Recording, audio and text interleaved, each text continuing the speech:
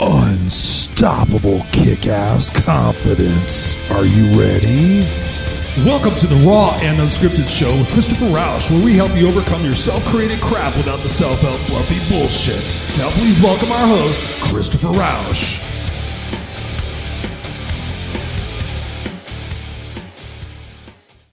Hey guys, welcome to Raw and Unscripted with yours truly, Christopher Rausch, your place where I help you overcome your self-created crap without the self-help fluffy bullshit. And on today's episode, you're going to want to listen. You're going to want to listen all the way to the end because this is action-packed, informative stuff that's going to help you create a roadmap for your life that's going to be super kick-ass. Now, I don't know about you, but there was a point in my life where I was just kind of existing. I wasn't truly living. I didn't know exactly where I was going to go. I didn't know exactly where I was going to end up. And that's a problem because life is short, right? And I'm going to talk to you about that in this podcast, but it's really super important that you listen to this and we digest this because it was a changing factor in my life, this one particular day and this one particular exercise that I did that we're going to be discussing. So I really want you to take this to heart. It's a subject that we don't want to talk about. It's a subject that oftentimes we neglect and we think it's never going to happen. And then one day, reality punches us in the fucking balls and shit happens and we start taking our life a little bit more seriously. But for most people, it's usually a little too late. And what I'm talking about is regrets. And if you know me, two of my goals in life are this: to stay the fuck out of a hospital and to die without any regrets. Well, I had back surgery in January, so I got to visit the inside of a hospital. And so that's that. But at least it wasn't of my resolve. So what I'm talking about is that I do something that causes me to have to go to a hospital. But the most important one is to die without any regrets. That is huge because the time I spent with my mom while she was in the hospital and she was in convalescent centers and everything, I took the opportunity to talk to older people there. And it's pretty incredible that all of them had the same answer to this particular question. And this question was, if you had your life to do over again, what would you do differently and why? And 99% of them said they would go back and they would live the life they wanted to live versus the life they thought they should live. So on today's episode, we're going to be talking about death, but more importantly, we're going to be talking about legacy and how you can create a kick-ass legacy today so that you don't have any fucking regrets later on in life. All right. You with me?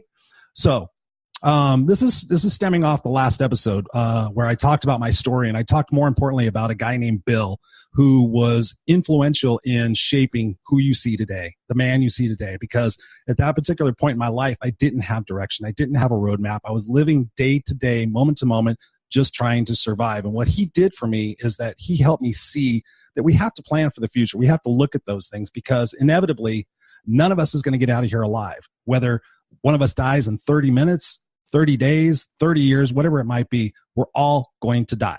So sorry to break that news to you, but it's fucking true. And the sooner we deal with it and the sooner we understand it, the sooner we plan for it, the sooner we can create a kick-ass life that's going to help us, most importantly, shape and frame all the decisions and the choices that we make right now so that we can fulfill that legacy so that we don't end up with any regrets, all right? So for me, it was back in 2008. I was sitting in the back of a church, and it was a coworker of mine who passed away. And I've been to plenty of funerals and everything, but for some reason, this one hit me hard. So I was sitting back there and I was watching everybody go up there and say really super nice things about this lady. I knew her, but I didn't know totally about her. But I was really surprised and awestruck at how many people got up there crying and saying what a magnificent person she was, what a heart she had, all the different things that she brought to the table that I really didn't know about. And I thought it was sad that I learned about this after she passed away. So it got me thinking. At that point, I think I was about 32 years old. And I was like, let me ask myself some questions as I was sitting there and watching these people do this. And one of the questions that I asked myself was, if I died tomorrow, who would show up and what would they say? Let me say that again. If I died tomorrow, who would show up and what would they say about me? And at that point in my life, although I had a great backstory, which you learned in episode 3, if you haven't listened to that, go back and listen to that. But at that point in my life, I was partying a lot. I was drinking. I was having a lot of fun. And I thought that if the people that showed up at my funeral would most likely be about 10 to 20 people, and they would say, oh, Chris was a smart ass. Chris was a fun guy. He liked to drink. He loved his Jack Daniels. He loved to chase women. He loved to party. It was just nothing of substance. And it just really got me thinking. It's like, do I want to end up in life like that? My one and only life here. Do I want to have people show up and go, yeah, you was a party animal, dude. That's fucking cool. Or do I want them to show up and go, wow, That motherfucker changed my life. That guy impacted me. That guy made me change bad habits. That guy influenced me to look at my life differently. That guy really got to me, right? Especially the younger folk. I want the younger generation to be able to look at me and be able to say, wow, that guy's really cool. He's got his shit together, but he still has fun. And he taught me these things about myself. So I didn't wind up being a victim of my life. I wound up being a victor of my life. So if you're sitting there and you're thinking about your life, and if you're existing, if you're just merely getting through the day, trying to figure out what it is that you're supposed to do, trying to figure out what it is, why you're here, then this show is for you.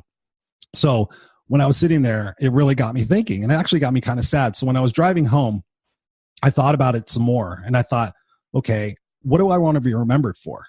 Right? What am I going to do? What changes am I going to make in my life now to be seen as somebody different? And so I started thinking about questions in different ways. But when I got home, something hit me. I don't know what it was, but I just decided to sit down with pen and paper, good old fashioned pen and paper. And I decided to write my eulogy. Yeah, my eulogy. The thing you say about somebody when they passed away. Now, again, I know that made your butt pucker because we don't like thinking about that. We don't want to think about us dying and what's going to happen and all these other things. But the sooner you map it out and the sooner you have a picture and an idea of what it is that you want to achieve, it's fucking amazing how directed your life becomes. It's amazing what choices you start to make, what decisions you start to make to fulfill that dream, right? Otherwise, we're just existing. We're just merely living. And then something happens and all of a sudden we wind up old and we think, fuck, I should have done this. I should have done that. Man, I'd let that waste away. So when I sat down and I wrote my eulogy, I really considered, like, what do I want to be remembered for? So I started writing down adjectives, right? And these are going to be some worksheets that I'm going to make available in the Raw and Unscripted group page if you want, so you can do this exercise yourself. But I just started writing down adjectives of what I want to be remembered for. Thoughtful, passionate, caring, determined, tenacious, funny, loving, respectful, impacting, all those different things. I thought, okay, I'm not going to do that as a party animal. How am I going to achieve these different aspects of my life? And how am I going to create a kick-ass life that's truly unstoppable and, most importantly, doesn't have any regrets? So when I was sitting there writing it, I didn't know what to say, but it was just really powerful. And when I got to the end of it, as I was reading it back to myself, I just decided to read it out loud, like as if I was at the funeral. So I was just sitting there reading it and da-da-da-da-da-da-da-da. And by the end of it, this is no shit. By the end of it, I had these little puddle of tears going down my face, happiness, sad, whatever you want to call it. And it really hit me like, fuck, this is what I'm supposed to do. This is the life I'm supposed to leave. These are the legacies and the impacts that I'm supposed to have. And I sat back and I said, okay, what do I do now? What do I do with this information? Now that I know pretty much what I want my life to be about, what do I do? Where do I get started? And that may be a question you're asking yourself. I get a lot of people asking me as a coach or as a speaker, like, Chris, I just don't know what to do with my life. I don't know where to start. I don't know what I'm supposed to be doing, right? If these are questions that are rolling around in your head, then you're in the right place, because we're going to start answering them today. At least I want you to start answering for yourself. And at that point, I was just like, all right, so what am I going to do? And at that point, I was doing some speaking, I was doing some coaching, but I was doing it for free. I was just doing it because I wanted to pay it forward. I wanted to help other people as a result of my situation that I was in, being homeless and everything else, and getting my master's degree and everything. So it really forced me to take things seriously. And what I did right after that is I started my company, Master Motivators. And I said, I'm going to take this speaking and this coaching to the next level. I want to help as many people as I possibly can with my gifts and my knowledge and my experience. And I want to create these unstoppable people. And now through that process, I have gone through different iterations, I guess you would call it. I started off as a suit and tie speaker, standing there and saying all the proper things and doing all that shit. And I found out that through that process, that wasn't me. So number one, I really want you to consider, who are you? Not what other people want you to be. Number one, you have to decide who you are. And number one, you have to consider yourself the first and most important person in your life. And I was just helping some people last week with this very problem, because codependency and other things happen and we tend to put other people first. And that's cool. And that's, unselfish and everything. But at this point of the game, you have to consider yourself number one. So what is it that you want?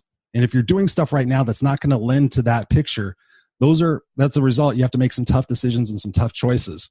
But ultimately, when you have your legacy written out in front of you, then that's your roadmap. And what we do is we start working backwards, right? So when I think about my life, I was like, okay, I want to retire in Central California with an ocean view, and I want to be coaching and speaking, and I want to be a great dad and all that other shit. But at that point, I wasn't doing anything to really fulfill it. So when you start working backwards, you start creating an action plan for yourself as a roadmap to get to where you want to go. It's kind of like a GPS. We don't get in our cars anymore without punching in the address of where we want to go, right? Life is the same way. You have to have that roadmap. It's kind of like having a bucket list. If you have a bucket list and you're actively checking those things off, then you get excited about life. You look forward to the next adventure. You look forward to the next opportunity. So, this is super important for you guys who are sitting out there because it changed my life. It gave me meaning. It gave me purpose. It gave me passion to be able to go out and accomplish these things and not look at it in a fearful mindset, right? It was focused. It was very focused. And I stopped making stupid choices. I stopped drinking as much. I stopped drinking and driving, which was fucking stupid. Thank God there's now Uber. And I just wanted to leave a legacy. I was like, why in the fuck am I here? Have you ever asked yourself, what's this life for? Well, my life is for impacting you guys, for looking you in the eye, looking you in the camera, whatever it wants to be, hitting your eardrums right now and really make you think differently about your life, to not have any regrets, to not have any excuses, and to live fully and passionately with everything that you want to do and the changes that you want to make. That said, I know there's some of you out there who, and this is a tough thing for me, are okay with kind of just coasting through life and doing things, average. And that's fine. That's totally fine. But for most of us, we want to have that legacy and we don't want to be forgotten. Because when you think about death, I think one of the problems in that is that we feel like we're going to be forgotten, that our mark on the world isn't going to be met, right? So this is especially important if you have kids.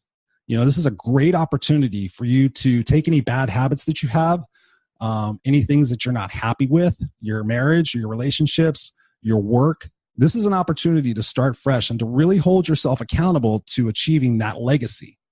Now, if it happens a week from now, 2 weeks from now, 2 years from now, we cannot decide that.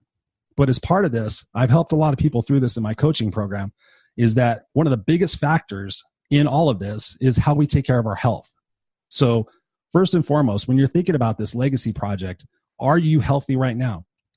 Have you gotten blood work recently to determine if you have any illnesses or anything that's going on? Have you had a vitamin deficiency test to make sure that you're getting all your vitamins and nutrients? Are you operating at a kick-ass level? Number one, are you physically healthy? Have you gone to have a physical? Have you done all your mammograms and colonoscopies and things of that nature? For me, cancer scares the fucking shit out of me. So I have done pretty much everything in my life without compromising the fact that I do want to have fun, right? So I'm not going to totally give up drinking. I'm not going to totally give up having fun. But what it really made me do is it really made me take my health very seriously, because how can you live to 70 or 80 or 90 if you're doing stupid shit now? Truth be told, I used to smoke cigarettes. I smoked cigarettes for the first 20 years of my life. I didn't come out of the womb smoking cigarette. Hey, what up? Hey, how you doing? Give me my bottle. No, no. But I did start smoking at a very early age, about 13 years old. And I smoked until I was about, 21 or 22. And then my grandfather passed away of lung cancer pretty much 10 or 15 years after he quit smoking. So that was kind of like a wake-up call for me at that point to take my health seriously. But at this particular moment in time, I wasn't making the smartest decisions, right? So first and foremost, if you're going to be building a legacy project, are you healthy physically? If you're not, you know what you got to do. And you got to think about that. If you want to end up in life healthy and strong and playing with your kids or playing with your grandkids or, biking or traveling, all of those take your health. I know people right now who have tons of money who are in shitty health and they can't do anything. It's pretty miserable, actually. It's pretty sad what it really is. They busted their entire life to save all this money, and now they can't really physically do anything with it. So take care of your physical health, number one. Number two, your mental health.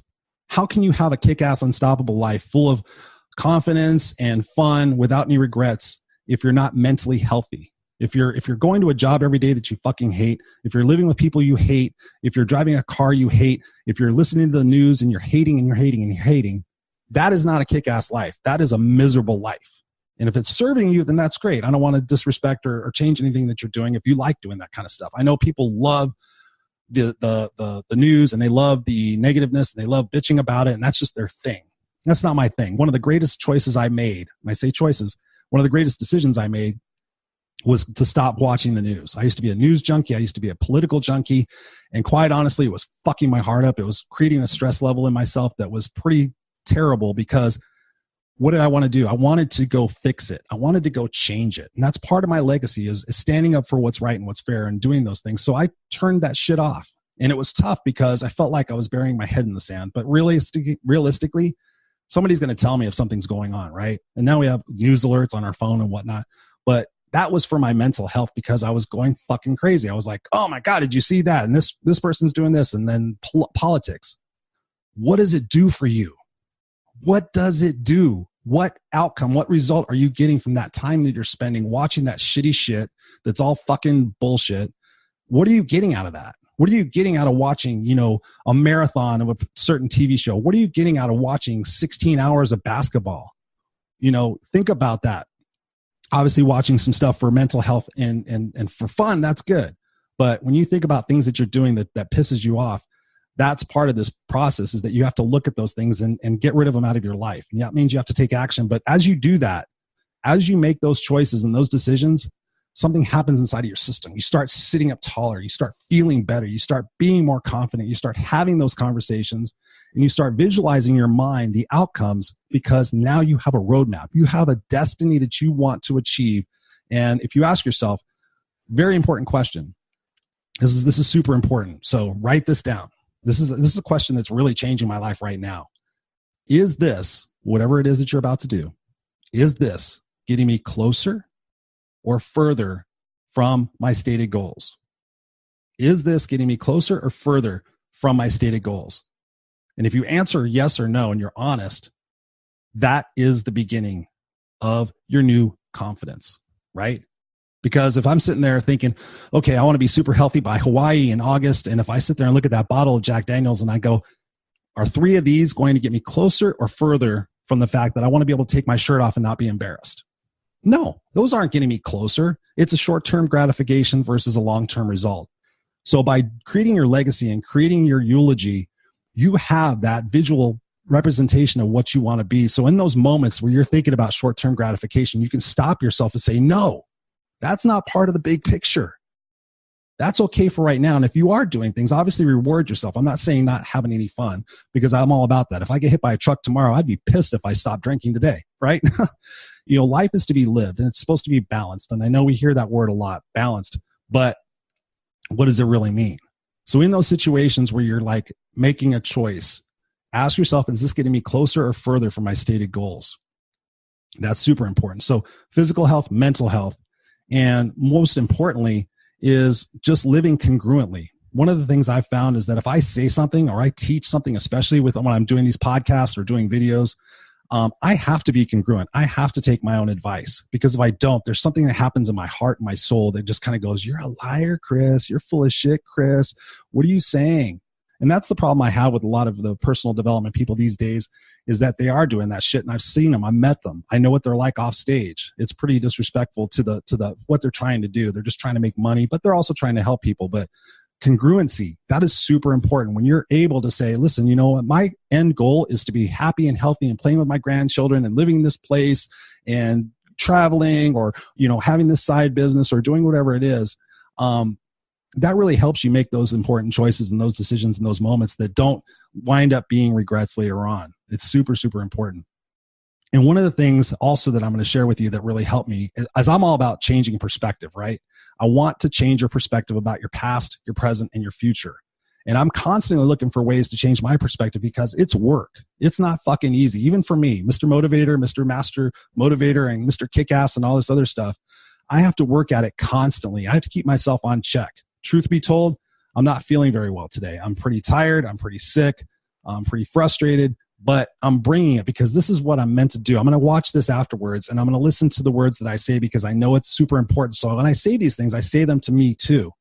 But you have to be congruent. And that's an amazing feeling once you start doing that, to stay on your path. It's super important. But changing my perspective, I was listening to this guy named Jesse Itzler. Look him up, Jesse Itzler, jesseitzler.com. Super cool guy. I listened to a bunch of his interviews because what he said really impacted me. And ever since that day, I have not let this go. And he was saying that he was 50 years old, which I'm 50 years old. Very proud of that. I look good, right? Wearing my Guns N' Roses shirt. He said, okay, on average, life expectancy is 78 years. So if I'm 50 years old, this is him saying this. He goes, so I'm 50 years old. I got 28 years left of my life. Now, when you look at that and you think 28 years, it sounds kind of long. 28 years, it's almost 30 years. You could sit there and rationalize, I got plenty of time to do stuff, right? But what he said next was a gut punch. And he said, you know what? I have 28 summers left of my life. 28 summers of my life. That I do not know why necessarily. Well, I think I know why. Because summertime come and go. Summertime goes, and then all of a sudden it's winter, then it's Christmas, then it's New Year's, then it's summer, then it goes by so fast. 28 summers. But here's the other kicker. What's our life going to be like as we get older? Unless we're taking care of our mental and our physical health, which I've already told you are the foundational beliefs and the foundational principles of having a kick-ass, unstoppable life full of confidence, what's going to happen? I'm 50 years old right now, and I'm struggling more than I was when I was 40. So it stands to reason when I'm 60, it's going to be even worse. And I know that's somewhat of a negative attitude, and I'm working on that, but I'm also having fun.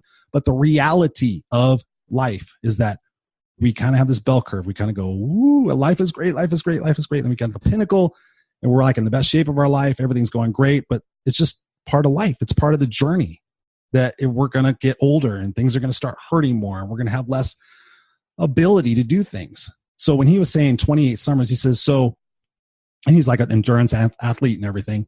He started saying, so maybe I've got 10 years of doing what I do, and then I'm going to have to slow down. So what am I going to do when I'm 60, And so he's looking at those things like, okay, I don't want to get to 60 and be bummed out that I can't do this anymore and wad up in a ball and just start crying and drinking and eating myself into a shithole. Okay, what's my plan when I'm 60? What am I going to do? Maybe I'm going to become a coach. So I'm going to start coaching endurance athletes when I'm 60 to 70. And then maybe from 70 to 78, I'm going to go travel, and I'm going to spend time with my grandkids, and I'm going to relax, and I'm going to take care of my body for what I have left. And maybe I live until I'm 85 or 90. You see what I'm saying? You have to have that plan. You have to know where you're going to end up at each phase of your life. Otherwise, you're going to get there and you're going to be like, oh shit, I didn't think about that. And I'm living here as 50 years old. I honestly swear to God thought that I would feel like this when I was 70. I've always been really energetic and strong and flexible and didn't have pain, didn't bitch about shit, just did whatever I wanted to do. But now at 50, my body is kind of telling me like, hey, you're a hard charger for most of your life. And now your shoulders and your knees and your hip and your back and your neck are all kind of just getting a little tired. So you better start taking it easy, and you just better start, taking the right supplements, eating the right diet more regularly, a little bit less drinking, a little bit less stress, things of that nature. But 28 summers. And that's if he's average. I'm seeing people dying right now at 53, 54, 58, 62. I used to think those were old. So if you're listening to this and you're 28 and you're going, oh my God, that's a long ways away. Let me tell you something. And if you're watching this, look in my eyes. It goes by like that. It goes by like that. Life. It's a blip. When you think about that dash on your tombstone, your birth date and your end date, it's a dash. It's a blip. We're here for a nanosecond. Why not make the most of it? Why not do the best we can? Why not live the life we're supposed to live, not the life that everybody else wants us to live? Oh, you should have a job. Oh, you should have kids. Oh, you should go to college. Oh, you should do fuck that. What do you want to do? Honestly, if I didn't have Jackson, I should probably say this because I can't speak for my wife, but I know she's on board with this when we retire. We actually have a retirement plan. We're going to sell the house, get a big RV, beautiful RV, and go hit the road and go tour the United States and go volunteer in different states. Maybe get an odd job. Maybe I'll take up bartending or something like that, but just go hit the road and just go have fun and meet people and live life, experience everything. Go see all 50 states. You know what I'm saying? For tomorrow, because I'm going to be doing these things. Or do you lay your head on the pillow every night and think, fuck, how am I going to do it? What am I going to do tomorrow? Oh shit, I got to go to work tomorrow. I hate my job. I hate my commute. I hate this. What are your first thoughts when you wake up in the morning? Oh, fuck, I got to go to work. Oh shit, I got to do this. I got to do that. That's not living. That's existing. And that's existing miserably, because I've done that throughout periods of my life. I've told you before, the last 4 years have been pretty tough on me emotionally and obviously physically. But I went through this downturn where I just started thinking negatively. And of course, it just started building on itself. So I took a break from all this personal development stuff because I wasn't congruent.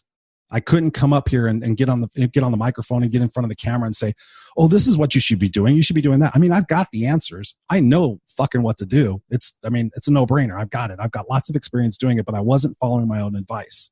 So if you should be laying your head on the pillow every single day like I am now and saying out loud the shit you're grateful for.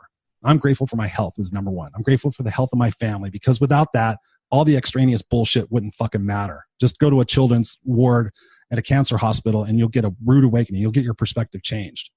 Lay your head on the pillow and be thankful and grateful for everything that you did.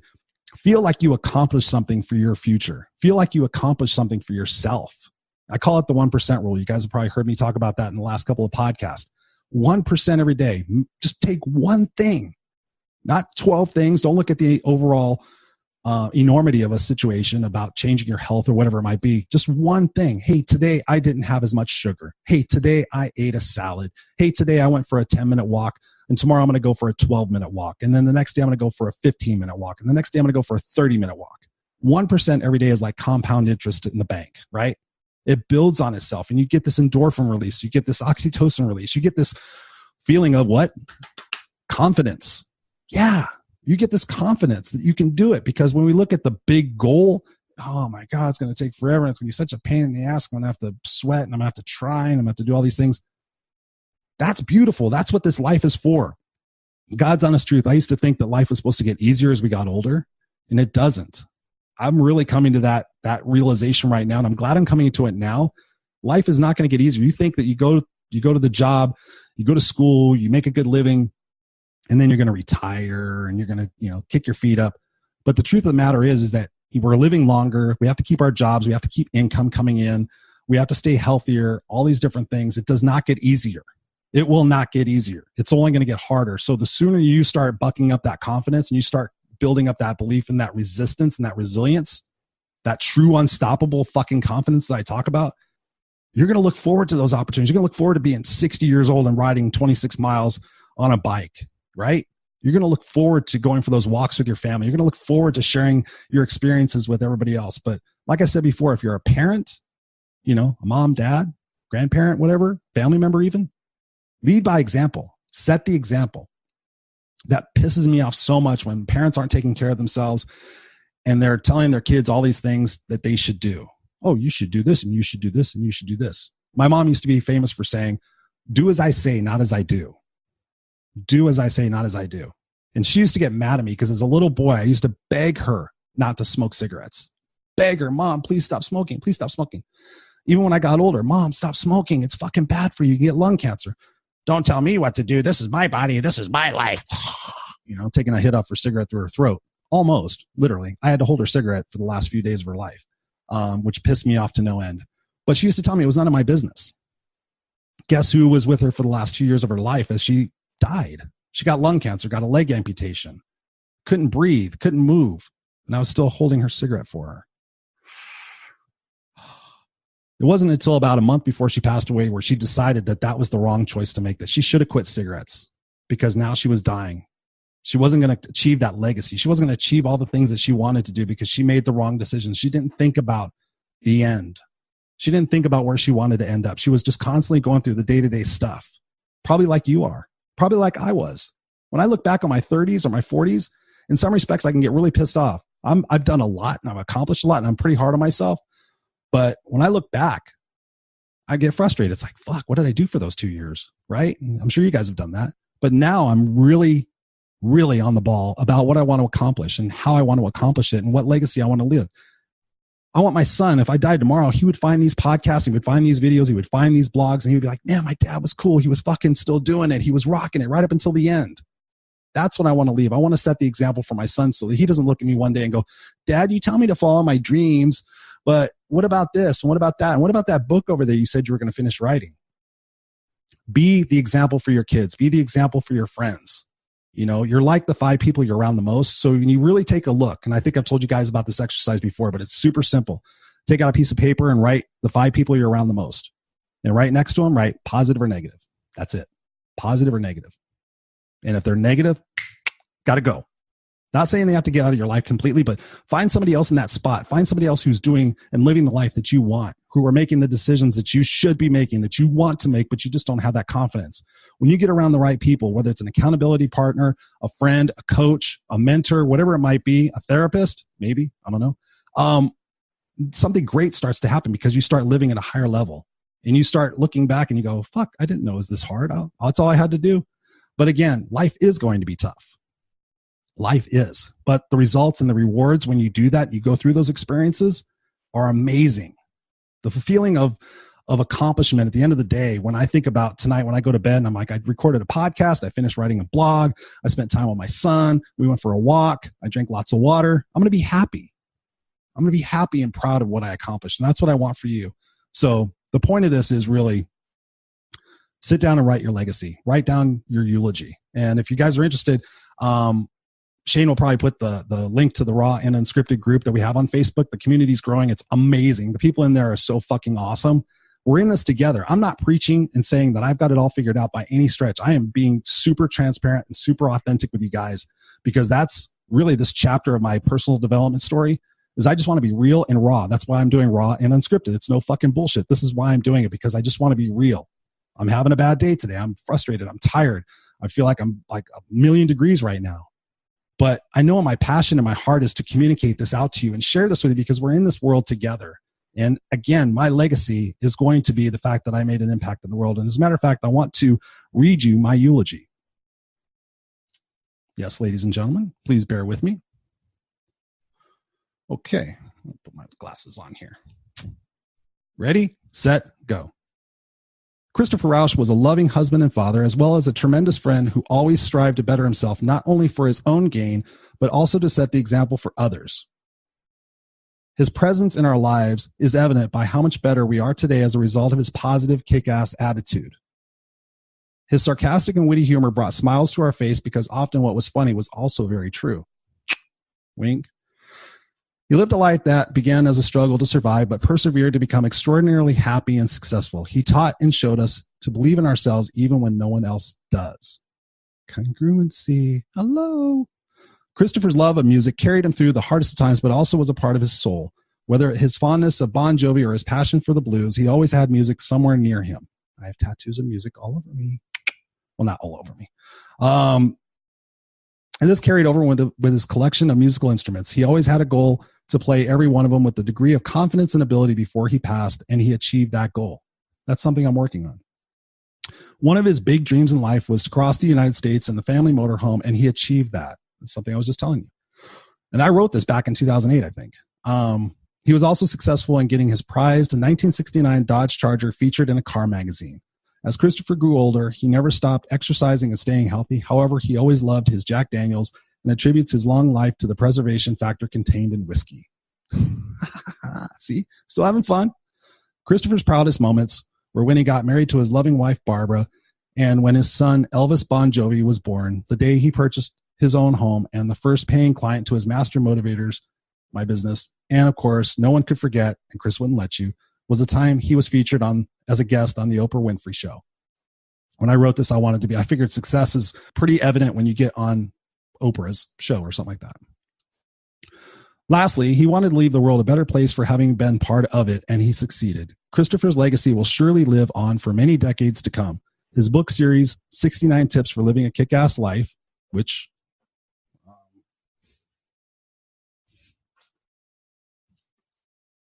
no bullshit, real time. This is actually a book. It's kind of embarrassing to say, but this actually is a book. It's actually a book with pages in it.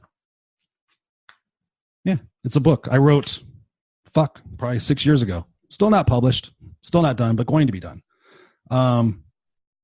His book series, 69 Tips for Living a Kick-Ass Life, continues to be a bestseller and is translated into 12 languages. Christopher's mission and vision statement was, and this is super important, this is what made me cry. Excuse me. And it still does. Even when I see it on paper. Christopher's statement was, I will have fought for what was right and what was fair. Actually, I don't even need to read that part. I will have fought for what was right and what was fair. I will have risked for which that mattered, and I will have left the earth a better place for who I was and what I did. That part right there, I say that over and over again all the time. So when you write your eulogy, there's going to be a part of it that's going to stand out. So when I tell people, they say, what are you about? I say, I'm here to fight for what's right and what's fair. I'm here to risk for which that matters. And I'm here to leave the earth a better place for who I was and what I did. Right? It's pretty fucking cool. He was once here in body, but always will be here in our hearts. And lastly, please don't forget, you are only limited by the parameters of your own mind.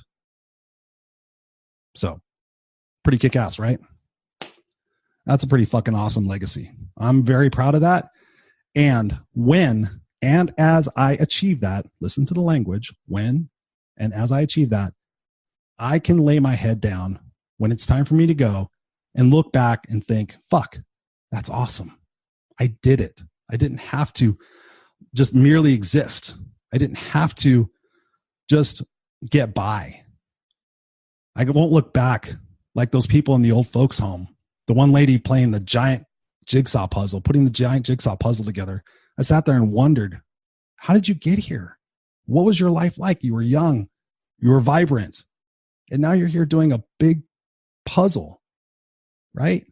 My grandmother, when I was 10 years old, told me when I went to visit her in one of these convalescent hospitals, I said, Grandma, why don't you go down and play in the bingo area? Why don't you go down and do arts and crafts? And she said this to a 10-year-old kid, never fucking forget it. I'm just waiting here to die. So let me ask you, are you just waiting to die or are you waiting to live? That is something you have to answer.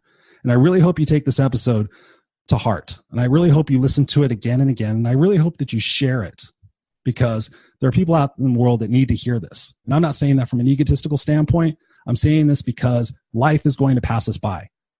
Life, every single fucking day. Oh my God, it's Christmas again. Jeez. Yeah, every single day. We get so many choices and so many moments. I want you to make them special. I want you to make them kick ass. I want you to develop that unstoppable confidence to continue on doing what you're meant to do, not what you're supposed to do, not what your friends tell you to do and all that other shit. So I love you guys. As always, go to ChristopherRausch.com, R-A-U-S-C-H, ChristopherRausch.com. Go there on the right-hand side. You can sign up to receive my newsletter. I promise I won't spam you because I haven't fucking sent one out in probably like 3 years. I'm going to send one out here very shortly. But that's going to be the one place that you're always going to get information from me. I have 7,000 followers on one of my pages. So go to ChristopherRausch.com, sign up for my newsletter. You'll always get announcements for the podcast, announcements for special trainings I'm going to be doing. I'm going to make a difference in your life. I want to make a difference in your life. All I'm asking for you is to be there.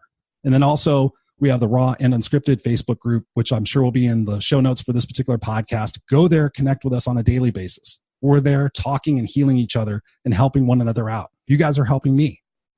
So I love you guys. Peace out until the next episode. And one last thing. If you have something going on, you have an idea for a show, you need me to speak somewhere, you want some mentoring, you want something, just email me. Christopher@ChristopherRausch.com. Super simple. Christopher@ChristopherRausch.com. I've been getting emails lately. People ask me questions. I'm not charging. I'm not fucking doing this as a sales tactic. I reply back and let people know what to do to help them have a kick-ass life. All right. I love you guys. Peace out.